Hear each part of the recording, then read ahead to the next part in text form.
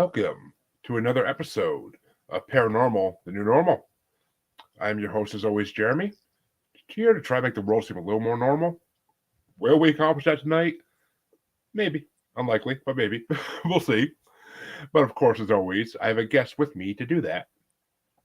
And my guest tonight is Margaret Florio of and I know I'm going to mess this up, but the Rhode Island Paranormal Research Society.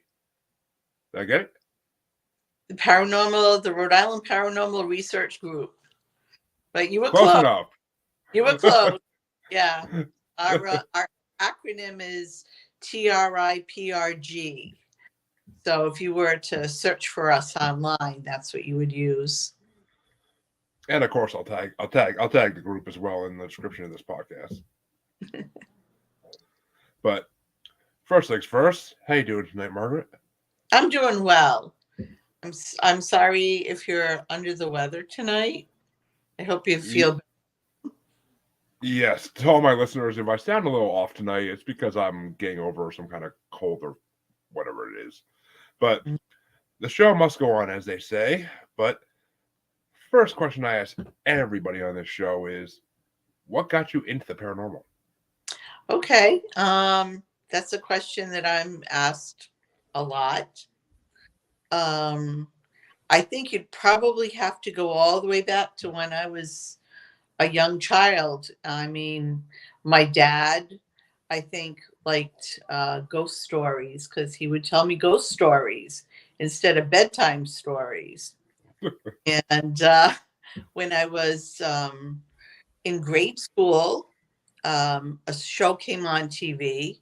It was a new show, a daily soap opera that had elements of the supernatural, like ghosts and vampires and werewolves. Dark shadows. Witches, yes. I was a huge fan.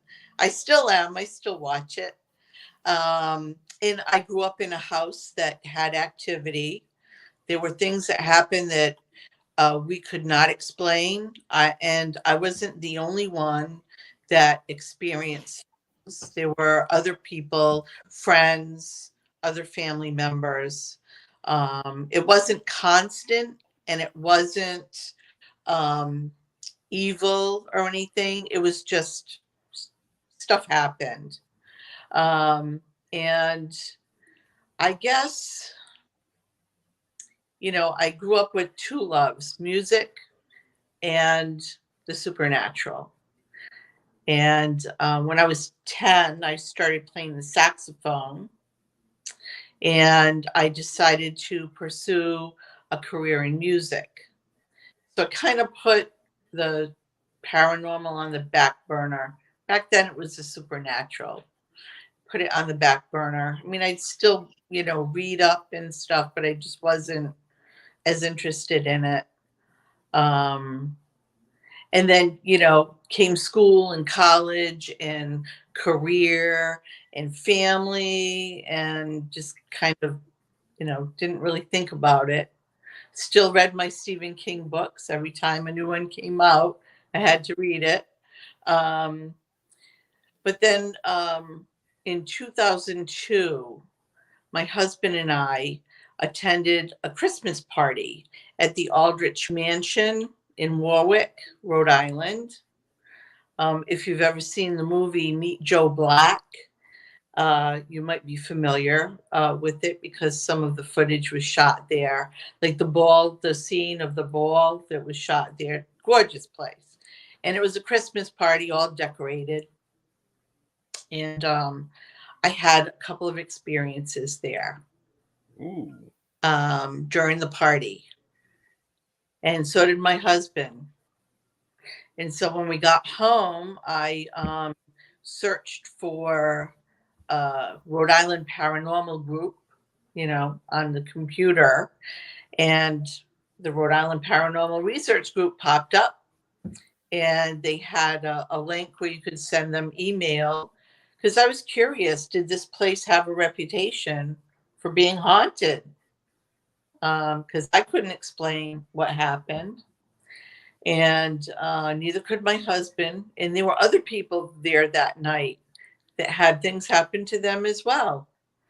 And so I submitted my question, and in about 24 hours, the director of the group at the time, Andy Laird, who's also one of the founders of the group, he got back to me and said, yes, there are 3 spirits that haunt the Aldrich Mansion, and 2 of which I experienced.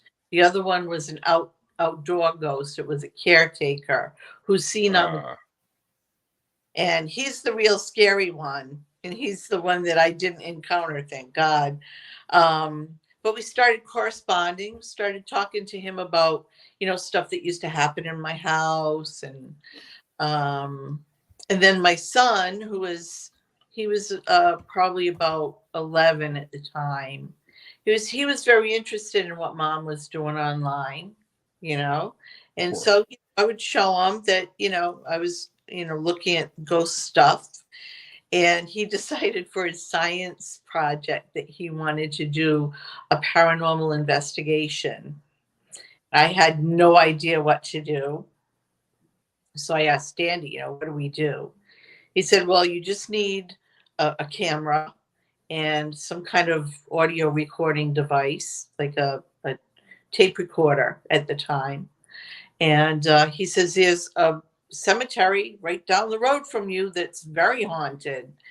And he said, just make sure you let the police know that you're going to be there. And they're usually pretty good about that. So that was my first paranormal investigation, was with my husband and my son. And I never thought that, we would catch anything, that we would get anything in our pictures, or I bought a little mini cassette recorder from Benny's right down the street. Good old Benny's. They always had what you needed, right? And went to this cemetery, spent about an hour there. I used a 35 millimeter camera, so I didn't know right away if I had anything in my pictures. So when we got home, I listened to the audio, and I was shocked at what I heard. I heard EVP. I heard disembodied sounds, like sounds of a gunshot, sounds of a train that we never heard while we were there. A young child's voice speaking to us that we never heard. Now, my son was 11. He was a big boy. He was my size at 11. He did not, this was a very young child. Then when I got the pictures back, I had all kinds of light anomalies in it. And I was like totally hooked. So shortly after that, I think it was a month after that, someone had left the group, and Andy asked me to join, and I said yes. And that's how I got into it. Well, that's fascinating as could be, and you kind of answered the second question too, because the second question I always ask is if you had any experiences, but you just gave us a handful. So I've had a ton of experiences, starting, from when I was like 8, I would say. And when I was 8, I saw my first apparition, a fully formed, non-vaporous apparition. ooh, that's rare. To paraphrase one of my favorite movies. She wasn't scary, but she was definitely there. So, yeah, I had many experiences since then. Well, a couple things to touch on that in that intro, kind of, which my mom was a huge fan of Dark Shadows, so of course I became a fan of Dark Shadows. I love that show. I think I'm still in the first season because there's so many episodes per season, but right, it's such a good show. I haven't even got to the part with the vampires yet. I'm still in the beginning, but I had forgotten about the beginning because I don't think I started to watch it until after Barnabas came on the scene. yeah. From what I heard, they brought him in because it wasn't doing well before they brought him in. It's which I could see that. It's kind of little bit boring before they like, but in the beginning when it's just all the family drama and like the occasional ghosts, but nothing else. But Okay, so you haven't gotten to the part with the Phoenix woman. no, I have not got to any paranormal parts of it yet. I see Okay, it's one of those things where I watch it when I'm caught up in everything else and I have time, which right. these days with podcasting is a rare thing. But someday I hope to get back to it. It's been years and I'm still in the first season because I don't have much time to watch it. But maybe once I get to the part with actual supernatural stuff, then it'll be like more of an incentive to actually sit there and want to watch it for episodes in a row. Well, it does And get better. oh, I'm sure I've heard. I mean, I love the Johnny Depp movie of it too, but it's not the same. But I do like that movie as well. It was good. It was good. In the original cast, some Yeah. members of the original cast do make a cameo, which is Oh kind of yeah. cool. And I've also been to Seaview Terrace in Newport, which is where they filmed the external shots of Collinwood. Oh So, really? so that was kind of neat. I first went there. I was playing in a chamber group. I played classical music, and I was with Yeah. a chamber orchestra, and we were playing there because they have like a chapel, Saint Cecilia's Chapel, and it's kind of at the on the end of the building, and it has its own separate entrance and everything, and that's where we were playing. But as I pulled up to the place, I was like, oh my goodness, this is Collinwood. Like I was like, like blew my mind, I was gonna do a concert in Collinwood, but when you go inside, it's nothing like, of course it's nothing like the house because they filmed the interior shots are all done on a New York soundstage. It Of wasn't course. it was just the exterior shot. And also they shot the scenes at the Blue Whale, Hmm. the bar. That is actually the Black Pearl in Newport. It's a restaurant, very well known, and that's what they used for the exterior of the Blue Whale. So Huh. it's kind of cool because there's that Rhode Island connection there too. Uh, it's funny. I live in Massachusetts. I might just take a ride down to Newport and go check that out. Oh, It's you should. You should. And there's also we have the Breakers, which is also reputedly haunted. That's like the most magnificent mansion in Newport. And then there's a castle too that's supposedly haunted.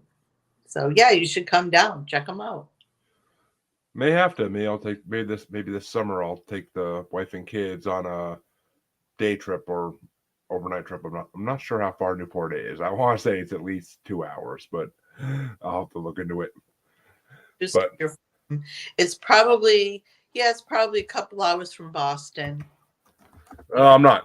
Yeah, well, I'm a good hour and a half from Boston. Well, depends what time of day it is. But yeah, I'm a distance from. I'm a kind of in the middle of the state. But Mm, no, no. yeah. Yeah, I was right. About 2 hours. Because I have to basically would have to go past Boston and go south to get there. So, but I'll definitely check out someday. But you also said you're a Stephen King fan, which as as a Stephen King fan as well, I got to ask, what's your favorite book that he's Oh, done? that's a tough one. That's a Yeah, really it is. fun. I really like The Stand, and Mm-hmm. it was a really big book. I read it. I think I was first married because I remember sitting in our first apartment and having my nose buried in the book. And I read it in like record time. It's a huge book. And I Oh, it think is. I couldn't put it down. I think I read it in like 3 days, which is very quick for me. Yeah. Yeah, What's yours? See, like you said, it is a hard question, but the Stand's definitely in my top three, that's for sure. But my favorite would have to be, I want to say Salem's Lot, but I feel Oh, I feel like I'm forgetting one. Or actually, okay, it's Salem's Lot / It. Those two books are my favorite. those two were Salem's Lot, like terrified me. After I finished reading that, I didn't want to go near any windows. Like if I was home at night, I would have to like put down all the shades. Like I didn't want to look out the windows because of the kid tapping at the window. Ah, that just freaked me out. And then I hate spiders. So Oh, I was yeah. yeah, it was yeah. Those they're very scary. I even like his books that aren't scary. He's got a lot of books that that are not scary. Yeah, the more fancy books he does, like the The Talisman or like the Dark Tower series. Dark Tower series, I love the Dark Tower series. Yeah. I'm on the second one as we speak. I've been on it for about a year and a half. I haven't had a chance to read since I moved in with my now wife and her kids. So, Ah, yeah, yeah, little ones will keep you busy. I don't remember reading all that much when my son was little. So, but yeah, I've got quite a good collection of Stephen King books, and I just picked one up at the grocery store, actually. The Colorado Kid. It's I saw that. Yeah, I saw that out there. Yeah, it's a little paperback. I can't wait to read it. It looks really good. It looks like a graphic novel, which I really love. So yeah, I can't wait to read that. Yeah, for the company I work for, we do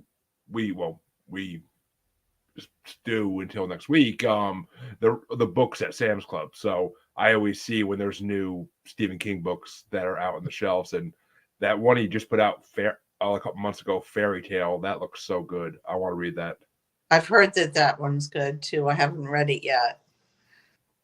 He's just amazing because the fact that he's been writing now for 50 years and the amount of books he puts out is so numerous. Like it's just insane. I started at the beginning of his not filmography. The beginning of his wow, why can't I think of the word? But I started at the beginning of his books basically a couple years ago with Carrie, and then started working my way down.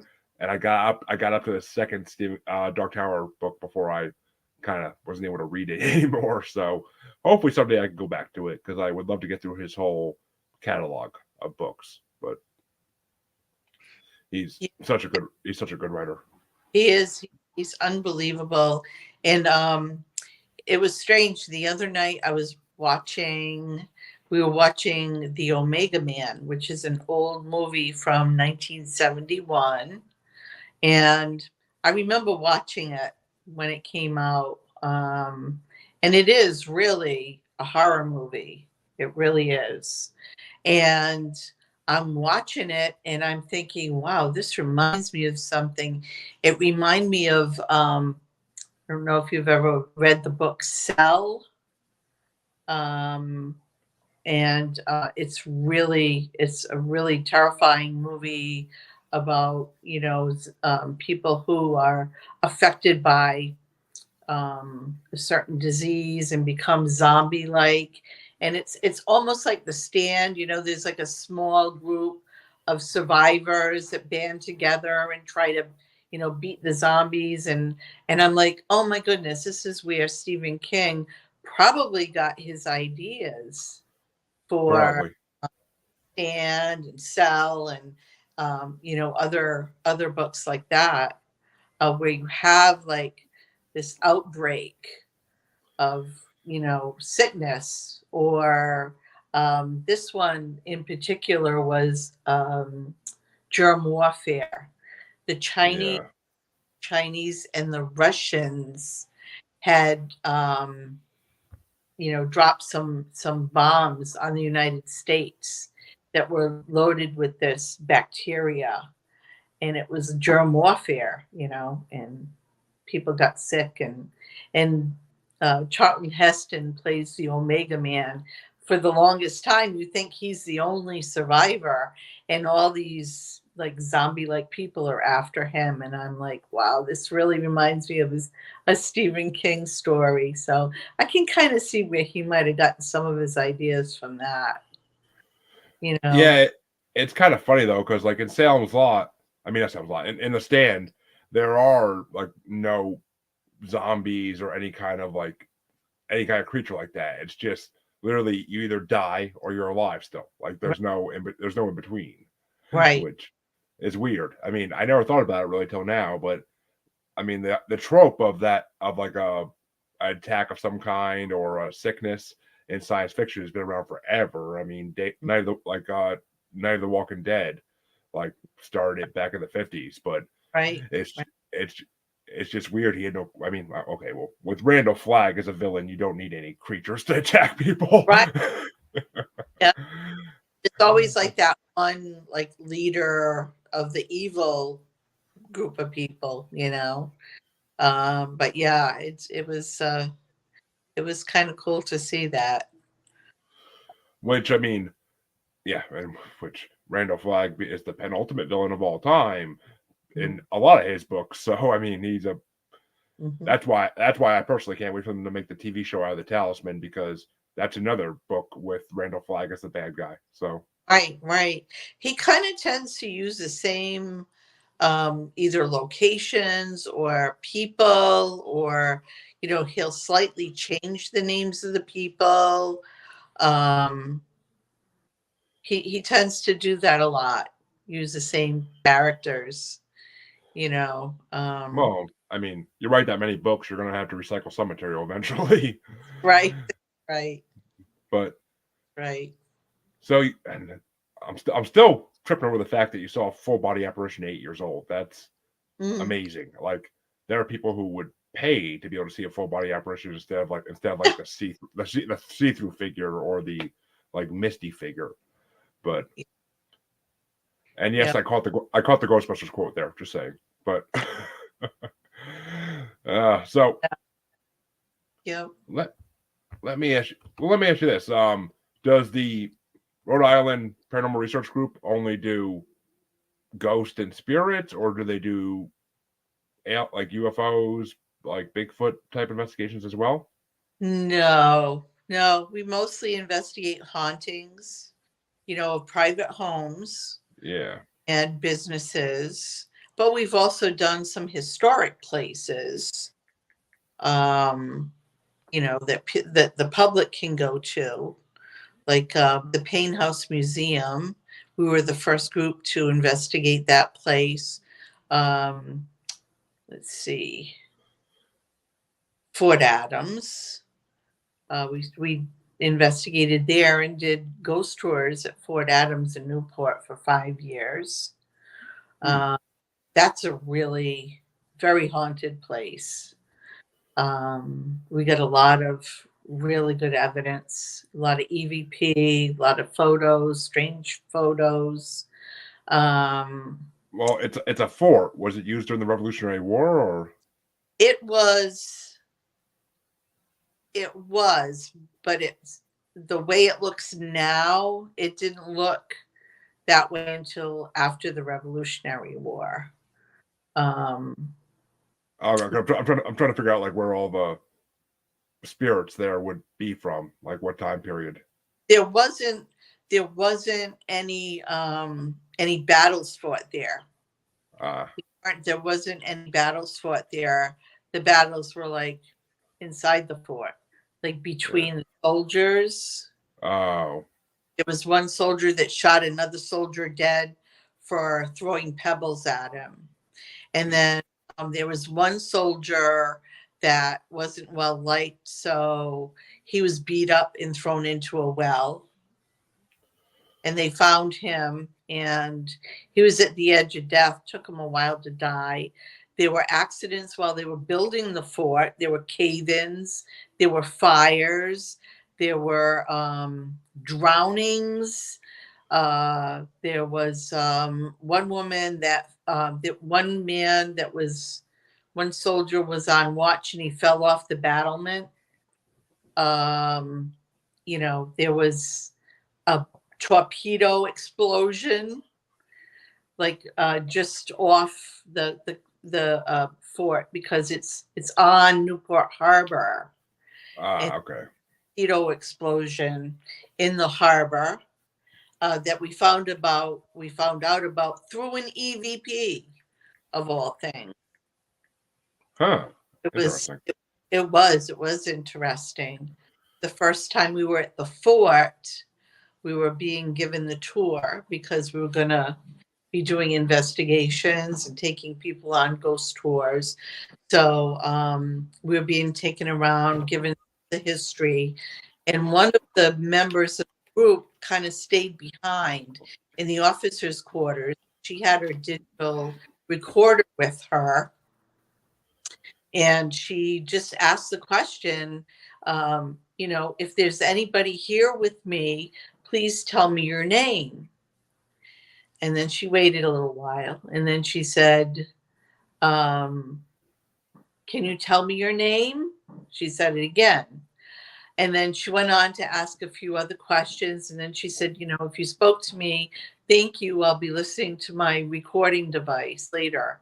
And so later on, after we'd been shown the place and she was already home, she listened to it.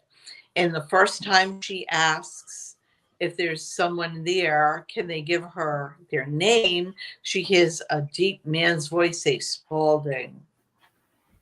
And then after she says it, she asks again, it's a little louder and it's Spaulding, like, more forceful. And so she got on the computer and searched Spaulding, Fort Adams, Newport, and up came an article from August of 1888 about a torpedo accident in Newport Harbor. And one of the men they were two men in a boat testing a torpedo, and it blew up while they were in the boat. Wasn't supposed to happen. They were both blown to pieces. Like, the article is very graphic. And one of them was Lieutenant Lyman Spaulding. So we thought that, and it was to be his last duty, his last job, and then he was going to be deployed someplace else. So we figured he died. He didn't finish his job, so it was like unfinished business. He was still at the fort. He was at the fort, still hanging around. And over the years, it's strange because we became so familiar with the spirits there over time, that they were almost like, like our friends almost. Like Lieutenant Spaulding, who spoke to that investigator, he was always asking for her by name. He would we would catch him on EVP or on a spirit box or an ovilus, and he'd be asking for her by name. And then there was another investigator who, like the spirit of the man that was shot dead for throwing pebbles at a senior officer, she became very fond of him. And she would say, oh, come pose with me. And, she'd have somebody taking pictures of her, say, oh, come on my left side over here near my hand. And we'd take a picture and there'd be like a big orb right next to her hand. It was just bizarre. That's amazing. Yeah. And there were children that died at the fort because there was an outbreak of the Spanish flu in the early 1900s. 1918, I believe. Yeah. If I'm not mistaken. Yeah. But there was always like sickness and death there. And one of the spirits that I encountered over and over again was a woman. And I always experienced her in the powder magazine where they used to keep the gunpowder. Now, what was she doing in the powder magazine? I don't know. But that's where I would get her voice on my recordings. And I caught a really strange picture of her back in, I think it was 2016, maybe before that. But I caught a very strange photo, and it's published in a book about the fort. They published the photo. So yeah, it's a very haunted place. Um, New London Ledge Lighthouse in New London, Connecticut. I stayed overnight there like 4 times. Another very haunted place. So we do like, public places too. Yeah, of course. Yeah. Well, let me ask you this, because I was looking into Rhode Island and the paranormal a little bit before I came on to do this interview, and I actually saw that Animal Planet had Finding Bigfoot in Rhode Island in the early 2010s because there was a bunch of spottings of a Sasquatch called Big Rhodey. Big Rhodey, yes. That was I read about that. And I also read that wasn't his fur like white? It wasn't brown, like, Yeah. or Oh, I dark. mean, yeah, it was a weird hue for Bigfoot this far north. Yeah, yeah. But I've never seen a Bigfoot. I I have mean, seen I have seen I think I've seen UFOs when I was in Scotland. We went to Scotland summer with a tour, and we were at Bonnybridge, which is a UFO hotspot. yeah, I've And, heard of it.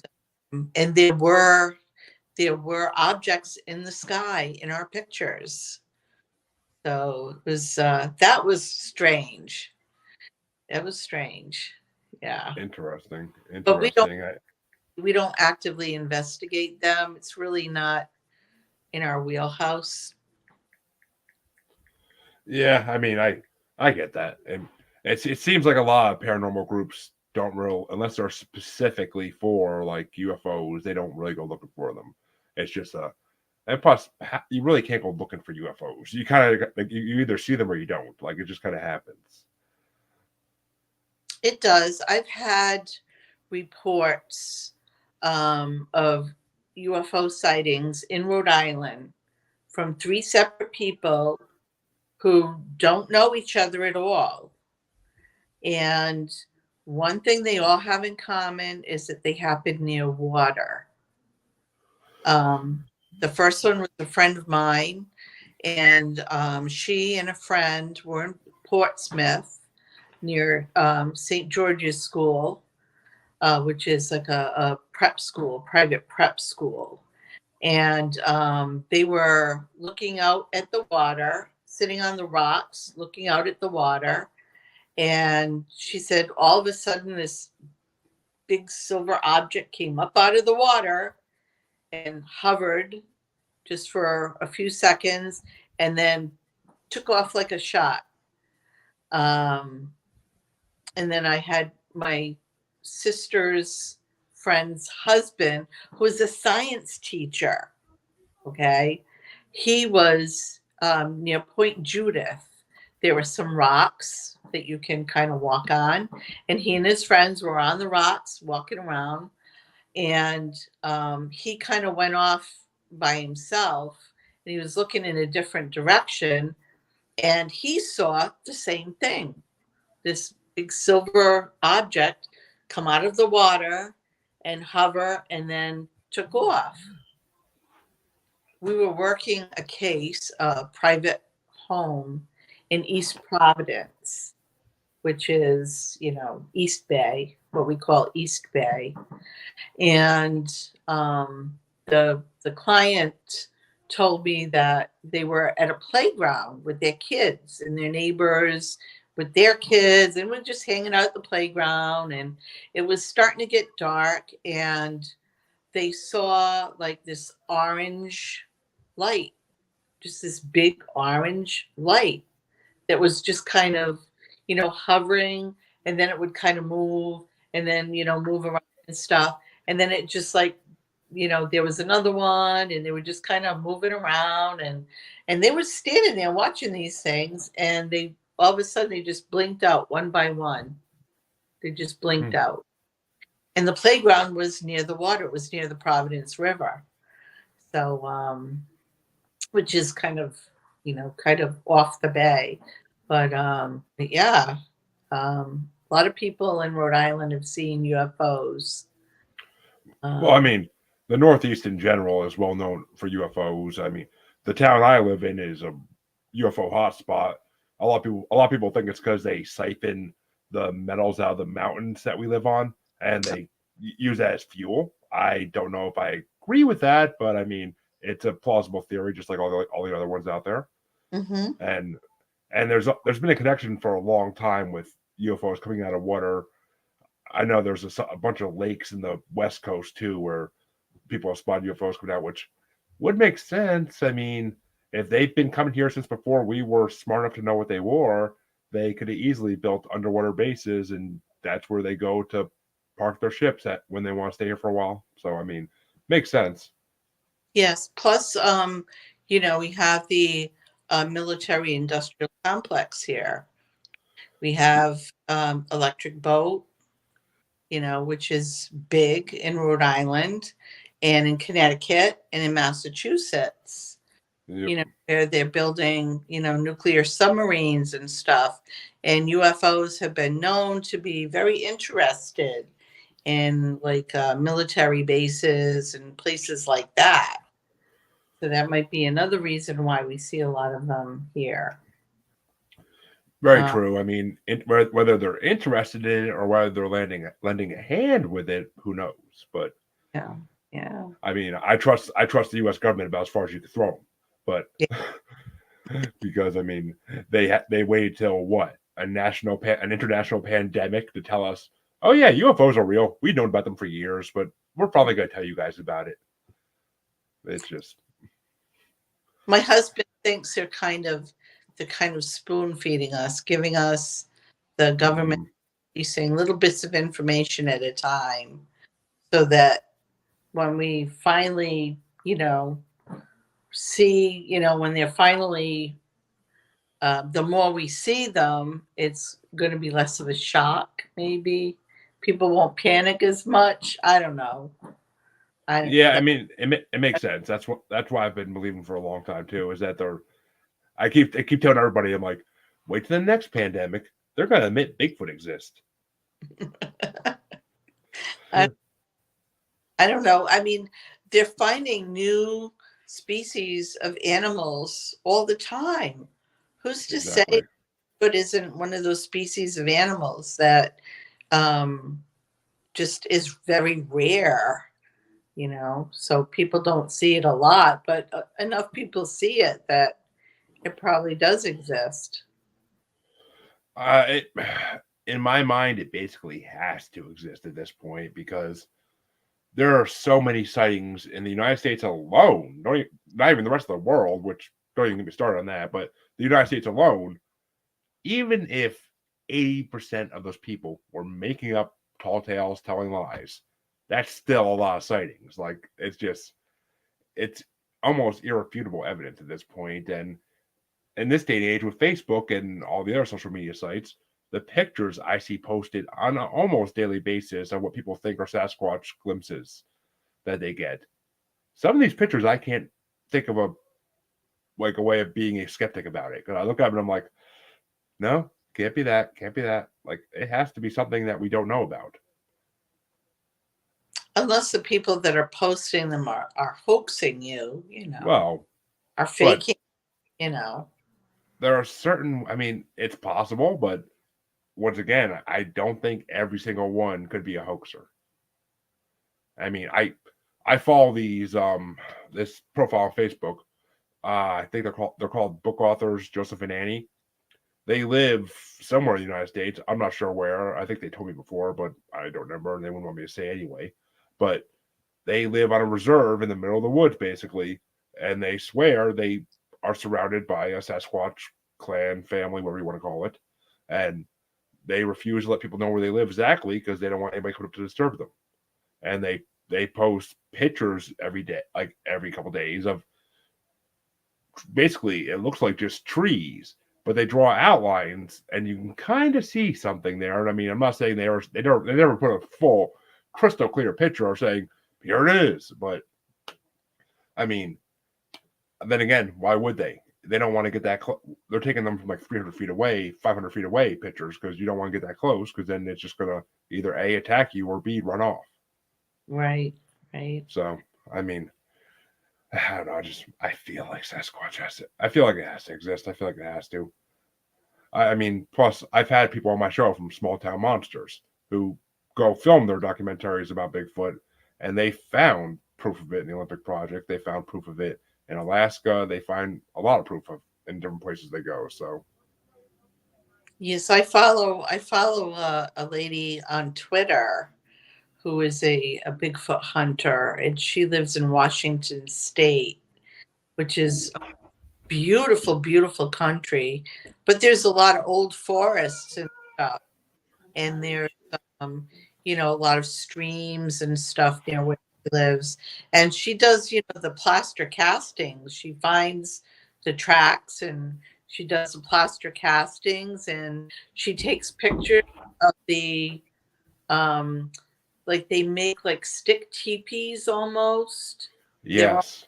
lean-tos, and she'll say, "Oh, this is a Bigfoot net," and you can tell it's some kind of shelter.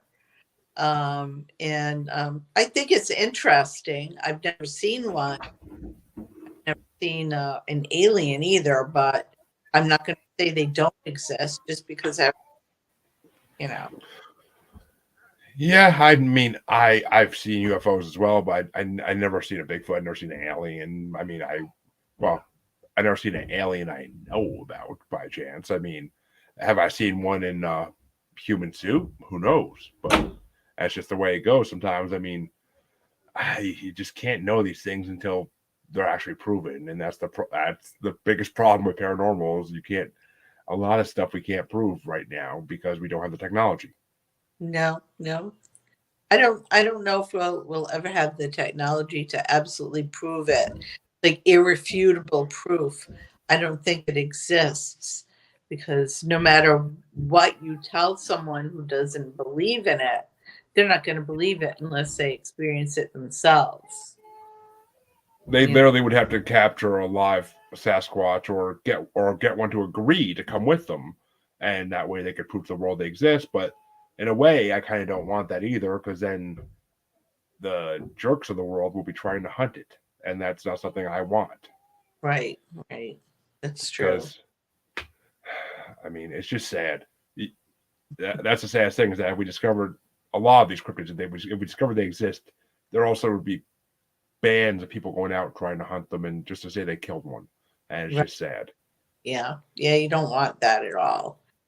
But No, especially if they go hunt Bigfoot and they run to a dogman, then forget about it. They ain't coming back. Like, at least from what I've been told about them. there are many a lot of different creatures that the Native Americans believed in.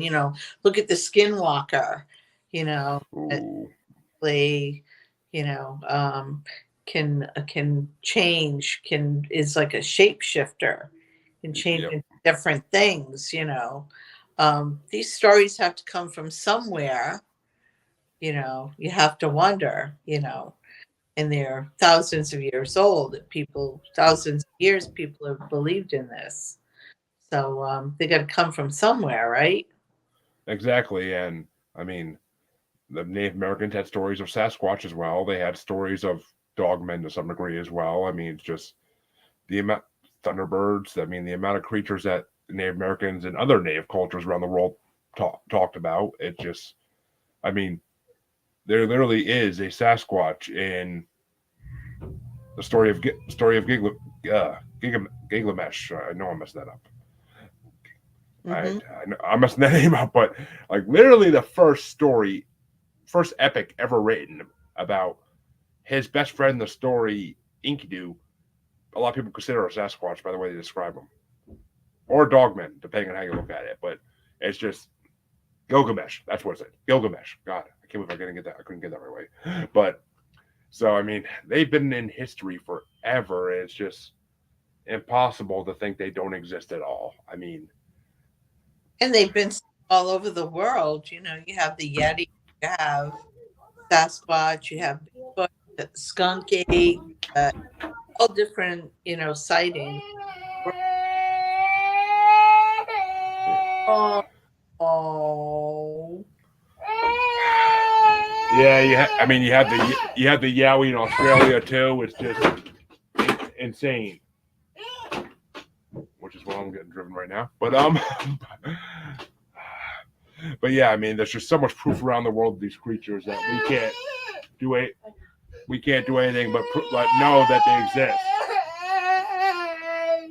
Somebody's not happy that you're not paying attention. What? What? Well, there you go. Go bathroom. Go bathroom. Handles her when she's doing that. You want some days up? She wants help going to the bathroom. She wants you to. You want me to help you go in the bathroom? That's wrong. That's improper. Give me 10 minutes, Bella, and I'll help you, okay? Go, Bella!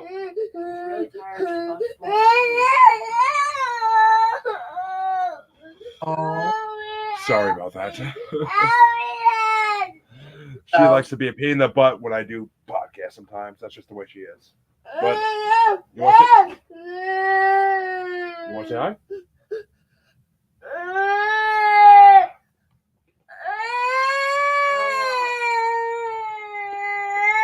I've been trying to.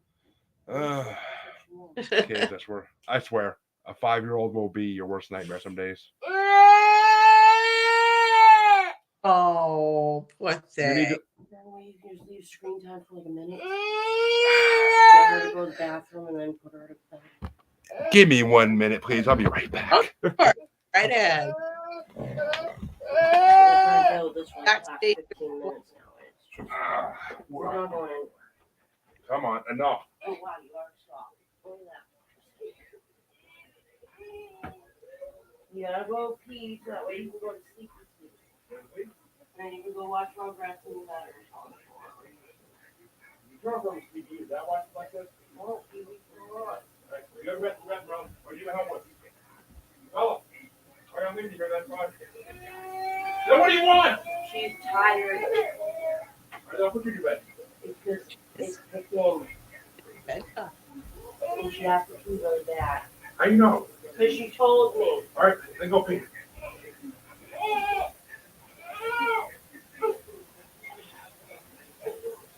I had trouble with her pants. She took them completely off. Bella, Then stop it. made me put them back on her, so I did that. And then ever since that, she just refused to go around the All way. right, there you go. Go potty. Go potty. I got this. Go potty.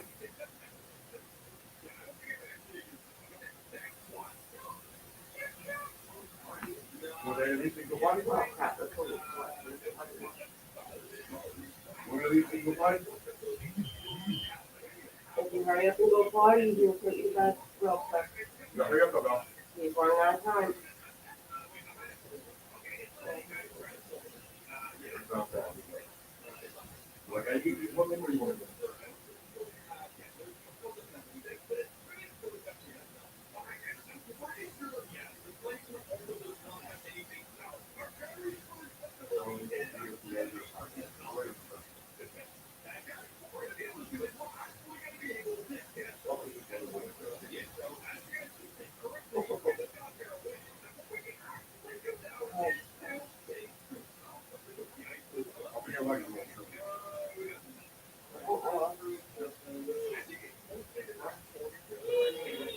Yeah, we're going on. What, Bella?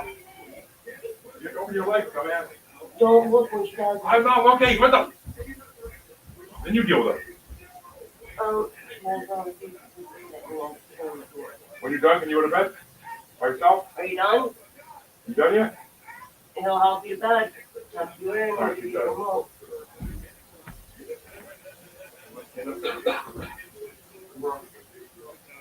And then yeah, child, have 2 minutes to relax. Oh, What? You don't need to do it anyway.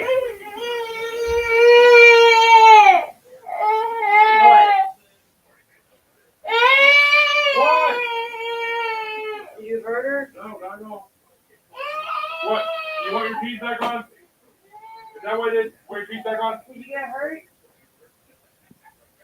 You want your pants back on? Right here. Keys back on.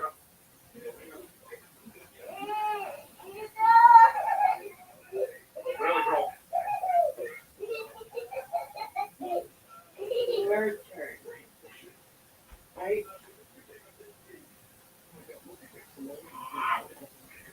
Slow down, slow down. Oh.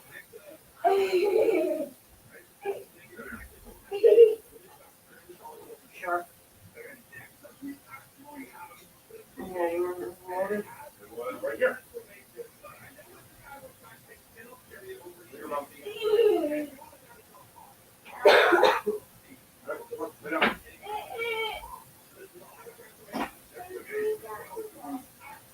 What? What am I supposed to do with a doll? Why don't you like your doll? She's cute. She looks like you, kind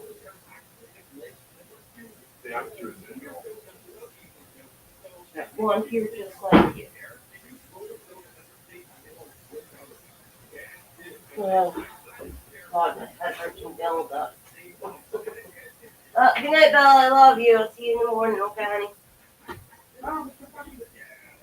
Hey, you sleep good? You sleep well?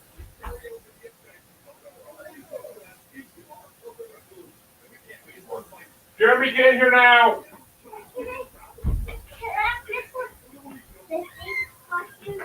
Sure. Nice with you. I love you. Go in your sister's room. Sorry about that. That's okay. She was starting a little bit of a fit.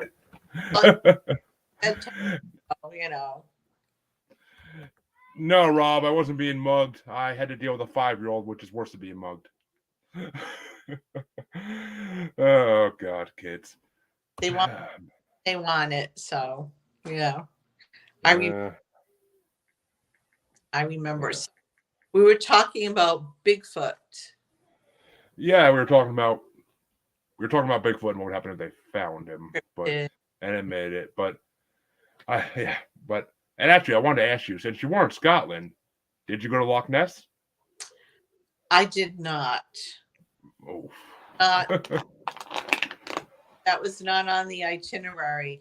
Some of the people on our tour had arrived like the day before, or even a few days before, or they stayed on afterwards and went to Loch Ness. But nobody saw the Loch Ness monster or anything that, you know, looked vaguely like it. So, Yeah, but I mean, beautiful country up there. oh, it's on my bucket list. It really is, because I did an ancestry test a couple of years ago, and I found out I am part Scottish, so it definitely got added to my bucket list at that point, even though it was on there already for years. That and Ireland together, but it is on people's bucket list. You know, people that are into the paranormal. And, you know, I mean, there's so many haunted places. I mean, we went to Edinburgh Castle. We went to Mary King's Close. We went to the Edinburgh Vaults. We went to several castles. We went to up in the Highlands. I mean, we went to a couple prisons. It was, pretty crazy.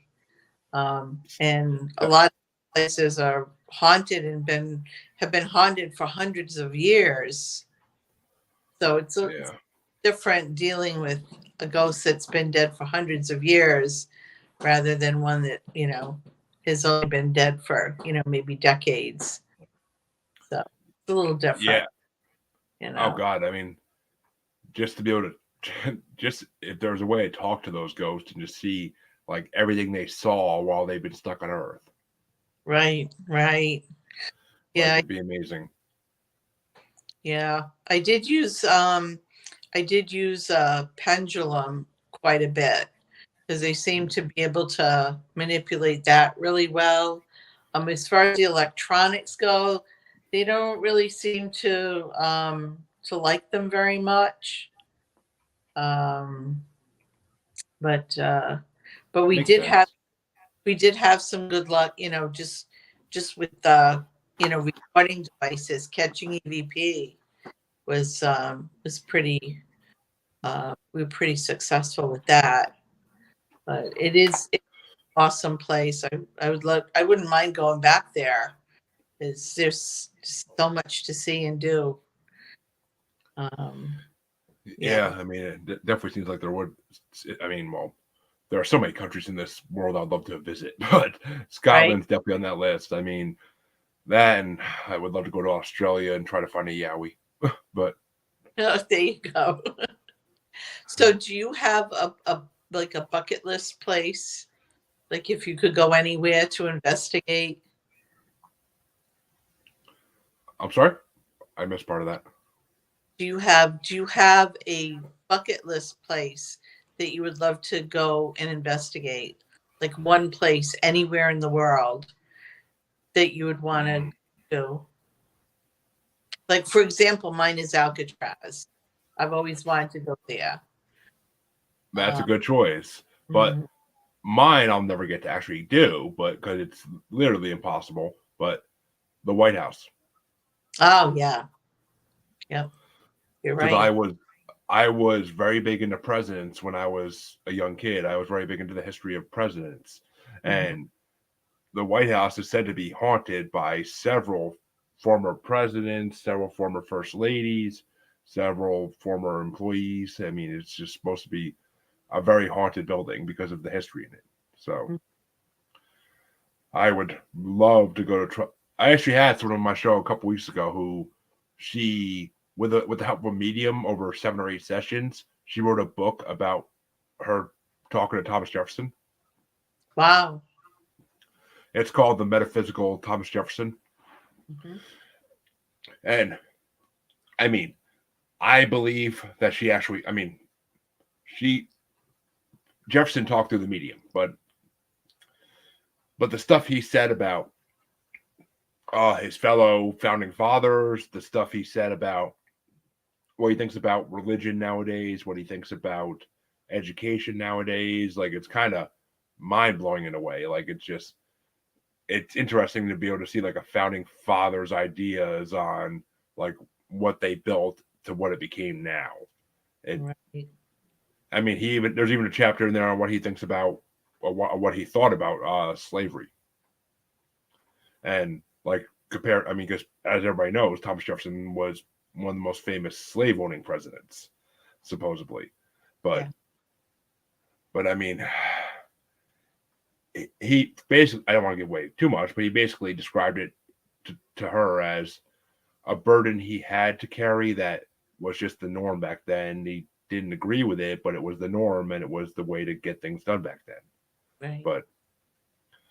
But yeah, I mean, I would love to be able to talk to Lincoln. Like that's my dream, is to talk to the ghost of Lincoln, and because he was into the paranormal, and that would just be such an interesting conversation if I talked to Lincoln. Like to me personally, that just would be so fascinating. Definitely. Yeah, the White House would be an awesome place to visit and to investigate. But yeah, you're right. There's no way that you're going to gain that kind of access. The only way that would ever happen is if the United States fell somehow and the White House became just another abandoned building. If it was like the Stand, then maybe I could. But until that day, I don't see it happening really, and it's sad. I mean, you think they would do some kind of ghost tour in the White House, like around Halloween each year, that people could pay to go do, and like I don't know, like of course you wouldn't be allowed in certain areas like any other tour of the White House, but they still should let some paranormal investigators go in there just to have some, if for shits and giggles, if nothing else. I mean, just to see what they find, because maybe if we get a president that's into the paranormal, he'll allow it. Which these days, that's more and more likely to happen in the future because more and more people are into the paranormal now. It is. Hence the name of my show. It is the new normal. So it is.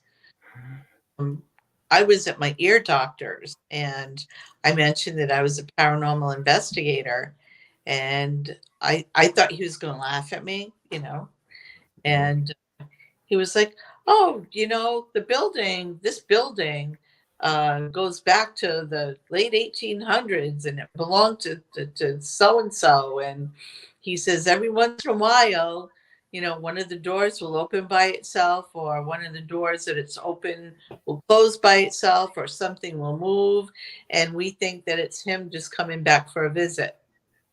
So it's just like, maybe, 30 years ago, 40 years ago, we'd be laughed at if we ever said something like that. But now it's like, oh yeah, we have a ghost. Oh yeah, I mean, I've experienced the same thing. I'll be getting my hair cut at the Supercuts in town, and I'll mention to the woman, like, she'll see me on my phone doing something, and she'll be like, "Oh, she's like, what's that?" I'm like, "Oh, that's my paranormal podcast." And she's like, "Oh, my daughter and I are both sensitive. We have a spirit in our house we talk to." And I was like, and like anywhere you go, you bring it up, like people have stories about it. It's just, it wasn't like this when I was a kid, which is why I kind of got out of the paranormal for a while when I got in my teenage years, because it wasn't something that, if you talk about it, you're the weird kid. You're not the popular kid. Right. Nowadays, a lot of the popular kids want to be paranormal investigators. Like, it's just the way it goes, unfortunately. Well, not unfortunately, it's a great thing now. I mean, I love it. It's not, I mean, it was, I liked it a little better when it was like a click type thing, where like it was the few that were into the paranormal, like, could band together and be friends. But now it's everybody, which is good. It's good. It needs to get out there more so we can find out more. The more people looking for things, the more likelihood of finding something. But at least it's my theory. Well, our group has been around since 1984. We're one of the oldest continuously operating paranormal groups in the Northeast. As far as I know, only one is older, and that's the New England Society for Psychical Research, which was the Warrens group, which I think they started back in either the 60s or the 70s. But when we first started, there was only one other paranormal group in Rhode Island. And there was one guy that owned like a metaphysical shop, and he did paranormal investigating as well. And that was in us, and that was it. Yeah. And now it's like there's got to be at least a dozen in Rhode Island, which is a small state. And it just seems to have turned into like kind of an interesting, what was like an interesting hobby that you could kind of learn from and explore. It's turned into like a moneymaker, a big moneymaker for a lot of these places that have ghost stores and that kind of thing. And Yeah, I mean, yeah, which of course means there's more scam artists out there now trying to make a buck off tourists, which isn't a good thing. But right. I mean, when it's done right and when there's actually hauntings and ghosts to do a tour for, then yeah, that's great. And if you want to make a little money off it, people are willing to pay, then why not? That's the American dream. But if you're gonna try to scam innocent people out of their money just so you could make a quick buck and not show them anything, then, and plus with these days with Yelp and all the review sites out there, if you do that, you're not gonna last long anyway because people are gonna review you. Yeah, that's true. That's true. So I don't know. I just like everything in life nowadays, you just gotta take it with a grain of salt. Right. I mean, it's the same with psychics. Same with psychics nowadays. Like, there are so many psychics and mediums out there on Facebook, on Instagram, on Twitter. I mean, I get messages probably every other day at least, like, "Oh, your name popped up to me. I'd love to give you a reading. I accept donations." So I'm like, "Yeah, no." Like, I don't have the spare money to be giving you donations. And two, if you really want to give me a reading, do it for free. Like, if it really came to you that you should give me a reading, you'd be doing it for free. A real psychic would do it for free. Not someone who's just trying to make money would want donations. But Right. so, I mean, I don't have anything against, psychics or mediums or tarot readers or whatever, making money. I mean, they have to earn a living too.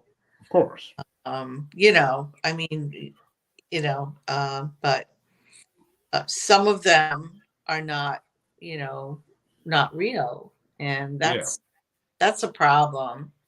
Um, it seems like they've all come out of the walls. Everybody's a medium, everybody's a psychic, the newest one is everybody's an empath, you Yep. know. And it's, you got to wonder, are there really that many psychics and mediums and empaths out there? I don't know. I really don't know. I mean, I fully believe what some mediums and psychics on my show have told me, that everybody has the ability to do it, but Mhm. you have to learn how to unlock that ability, one, and then learn how to fine tune it so you actually can get proper readings and proper signals coming through to you. Not everybody, you can't just close your eyes and hope it and like say, oh, this is what I see. But no, that's not how it works. You need to be practiced. You need to have a mentor that teaches you how to do it. And I actually had a woman on my show, Corby Mitlead, and she wrote a book called The Yellow Brick Road: A Guide to Psychics.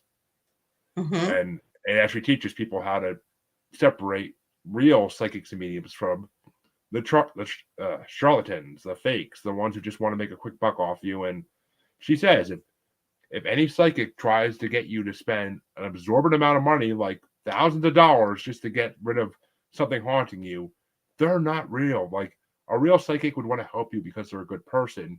They may charge you a little fee, but it's not going to be thousands of dollars. It'll be maybe $100, maybe 150, like, but no absorbent amount. Right. I mean, I have friends that are, Reiki masters, and they spent big bucks getting certified to do that. And so when they do it, they want to get paid because, they had to, pay to get their credentials. But if somebody's not credentialed and, I agree. If they're asking exorbitant amounts of money, or if they seem to be trying to cold read you, asking more questions than they are giving information, or they're just giving information that's not specific, then they're probably trying to rip you off. 100%. I agree with that. And I mean, And I'm you sorry, know, go ahead. it's sad. It is. I mean, yeah, I've had mediums on my show, a bunch of them, and every single one that's been on my show, I believe is real, because Mhm. I get like a certain feeling, like right here in the middle of my brain when I'm talking to mediums, and it's just, I don't know what it is. I don't know if it's my personal medium ability trying to break free. Like, everybody, they all tell me meditate and you'll unlock it eventually. I don't have time to meditate. I do too much, and I just can't sit there and do nothing. To me, that's just the waste of time. For me personally, it is. If people want to meditate, more power to them. I just can't do it. But like, that's the thing. Some of these mediums have given me readings on my show, and wasn't prompted. It wasn't anything we talked about beforehand most of the time. And it was just something that all of a sudden they went into a trance and they started telling me something, and it's something that nobody would know about me, like family history and stuff like that. That I don't post stuff about this on Facebook. I don't post this stuff anywhere. I don't talk about that stuff on my podcast until it came up to that point.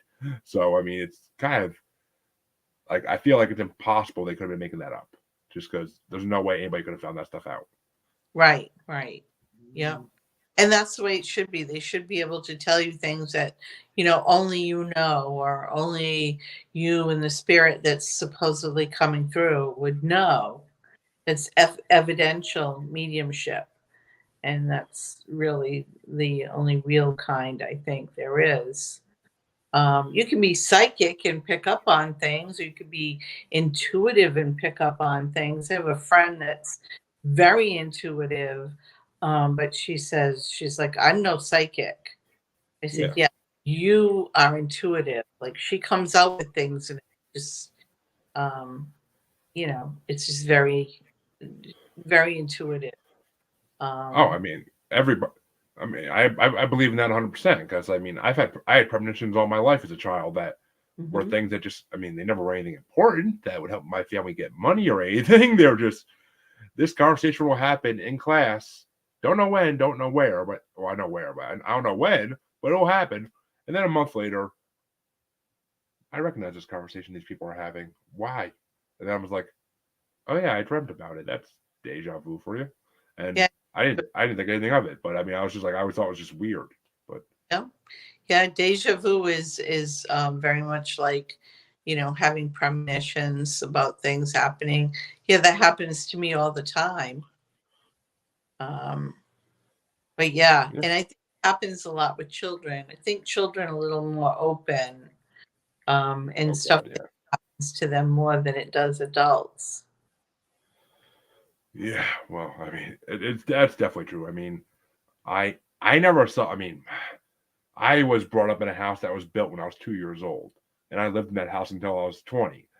So I never saw anything because it was a brand new house on untainted land. So I never saw anything growing up because there was nothing to see. There was no spirits because it used to be a fruit field basically.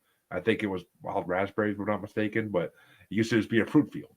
And like after that, it got plowed and became like a football field for local kids to play football in. That's all. And then eventually my parents bought it, but it's just I never had any experiences growing up until I met my now wife at her house in the Bridgewater Triangle, and then in the house I bought that I'm in now, there is a spirit of the original owner that's here. I had one of the Massachusetts Paranormal Societies come in a little over a year ago to do an investigation. But Mhm. so yeah, Raleigh, if you're listening, thank you, buddy. You've been a topic of my show a lot of times, but uh, trying to get rid of him actually because he killed a lot of my wife's chickens, so she wants them gone. But Oh no. yeah, my wife had her chickens in the back of the garage because there's like a back part of the garage it basically was set perfectly to be like a chicken coop, Mhm. and we had them in there originally, and then a lot of them started dying suddenly overnight, and we didn't even know some of them died till we cleaned it out after we moved the chickens. Like that, there was bodies buried underneath the shreddings and stuff.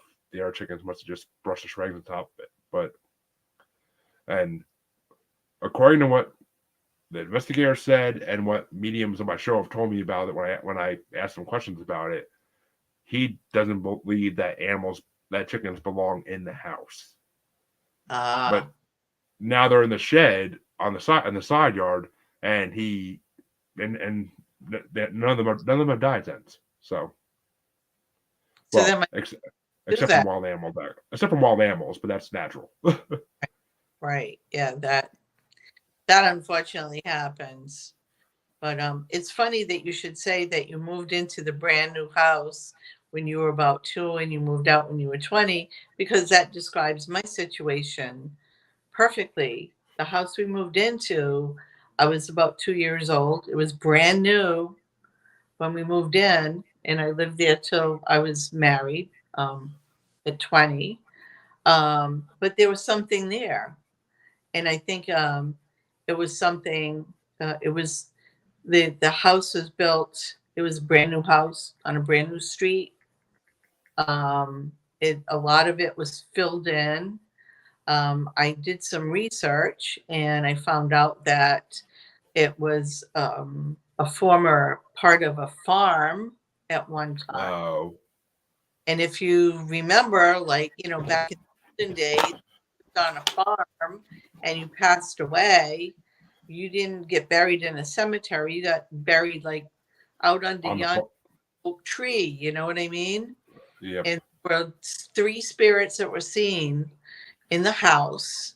And I believe that maybe when they built the house, they put it on top of their burials because, back in the 1960s, or like I say exactly when, but back in the 1960s, I don't think they had like the regulations, or they might have, the stones might have been gone or might have sunken in the ground, and they weren't aware that there were burials there. Like I said, a lot of it was fill. Um, yeah, I think that's what happened. I think there were the house was built on a few burials. And my mother used to say that the guy that built our house he was a kind of a crook. He was kind of, shyster. And, Yeah. I understood what she meant by it. And after she passed away, my dad told me, he said, your mother never liked that house. Now, she never talked about seeing ghosts or spirits. And if I started talking about it, she would say, oh, it's your imagination, or you were dreaming, or, she would find some other explanation. But I think maybe she could sense something, or she may have experienced something, but didn't want to say anything because she was afraid that, she would scare me. But yeah, it doesn't have to be an old house to have spirits. But the land has to have either someone had to be buried in the land or died in the land, or I mean, it has to have something. Or may have come in with someone Attached. Yeah. We've had instances where there's a cemetery down the street. When the people moved in, they're like, oh, let's go check out that cemetery. And, a spirit that was hanging around just followed them home. It happens. Or they were in a place that was haunted, or maybe they were playing with a Ouija board in the house and called something in by accident. So a place doesn't necessarily have to be really old to be haunted. It can be brand new, Oh yeah, it's possible. I mean, the whole poltergeist scenario where, oh, but you didn't. You said you moved the graves. You only moved the tombstones. But I mean, it's just, I mean, it's possible. But I mean, I never experienced anything when I was a kid in that house, and I'm pretty sure my brother never did either, or my parents. Like, it's just, I was creeped out by the basement, but I think it's just because it was a dark basement and I was a kid. But I don't know. I never experienced anything in that house, and I'm pretty sure no one ever did that came to that house. But basements and attics are creepy. That's for sure. They're the two creepiest, spots in a house. Everybody says, "Oh yeah, when I go in the basement, I feel like I'm being watched," or I think I hear things, or it smells weird, or it's just a basement, But yeah. But I thank you for coming on, Margaret. It's been an amazing episode, and I think we had a really good conversation about a lot of different topics, and it always makes for a good show. Yes, I do. Thanks for having me on. Oh, my pleasure. Why don't you tell my listeners where they could find everything about the Rhode Island Paranormal Research Group? Well, we have a website, and can I tell you our web address? You could tell my listeners anything, anywhere you want to tell them about, so they can find out more about you. Some shows don't allow that. So it's rhodeislandparanormal.com. Very easy. It's just the whole word, all run together, rhodeislandparanormal.com. That's our website. Check it out. We have, a little bit of evidence posted there, but there's a lot of information about our group and what we do and about our members.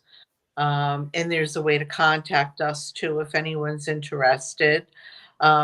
We've been trying to rejuvenate our mentoring program.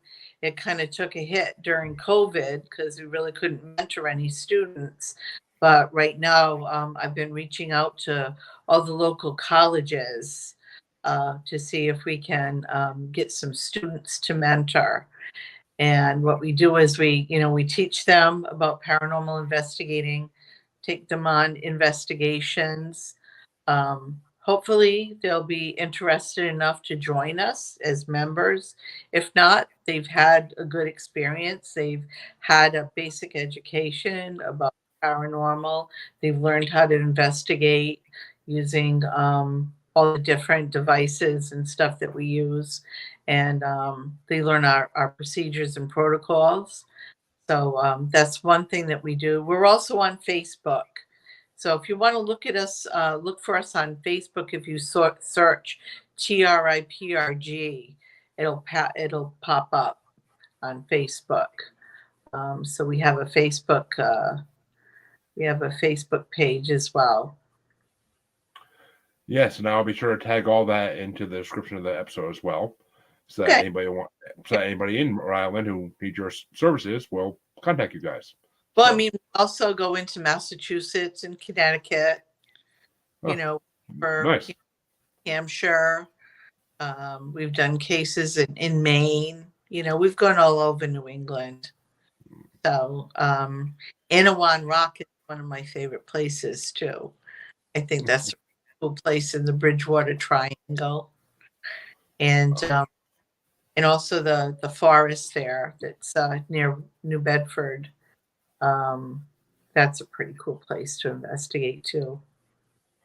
Yes, I've spent a lot of time in the Bridgewater Triangle due to my now wife, and it is creepy as all hell there. But I've walked those woods, and you definitely feel like you're being watched. Freetown Forest. Freetown Forest. Yep, I went. My wife and kids thought we were going hiking there. I was going squatching, but because that's a big Sasquatch hot site. You might see a puckwudgie too.